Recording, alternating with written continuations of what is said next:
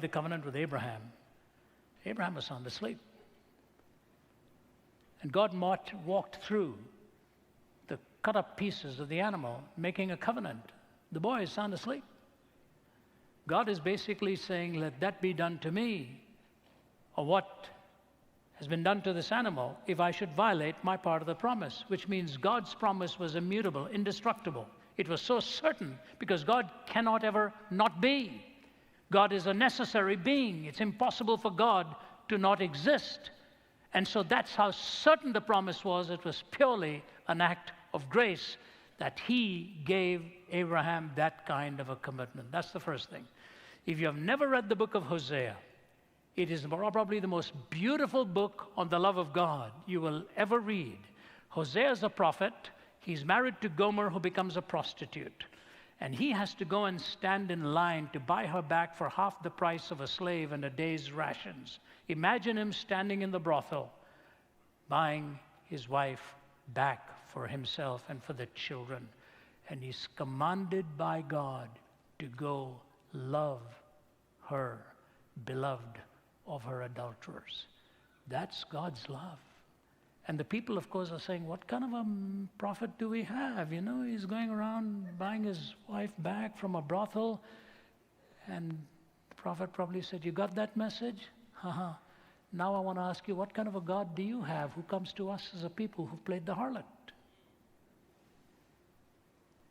That's why William T. Ewers said, how odd of God to choose the Jews. But how odder still are those who reject whom God chose. He could have gone to Greece, philosophy. He could have gone to Rome, glory.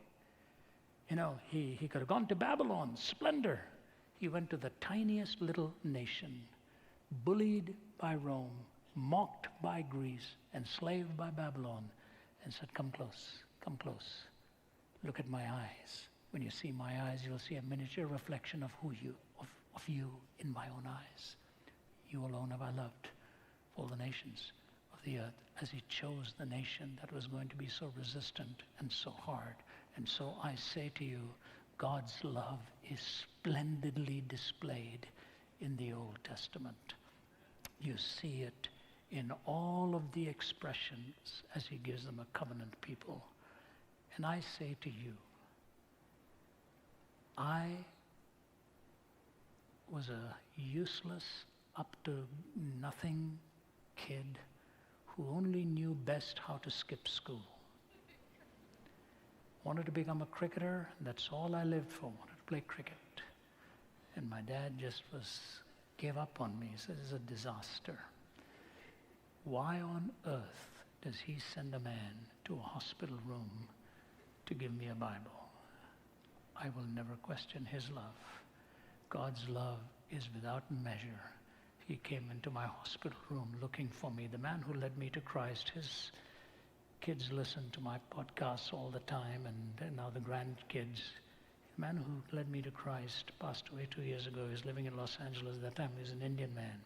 And a week or so before he died, he phoned me. He said, Ravi, I watch you on YouTube. I read your books.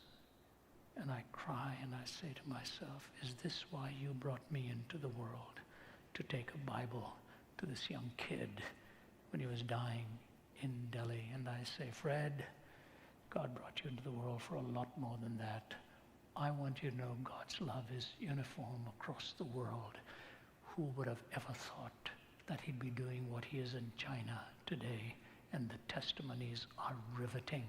What he's doing in Islamic countries today, where dreams and visions are coming to those behind closed doors, and the transformation of the human heart. I could tell you story after story after story of some of the most incredible conversions we are seeing. He's not a God of hate in the old and love in the new. It's the same God who judged in proportion to the revelation that was given.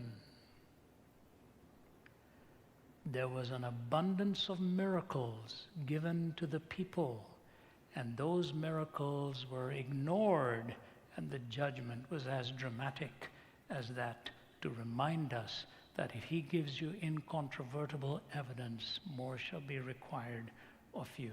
So the demonstration of God's grace was as dramatic in those days as it was the judgment, and the provision was born out of love.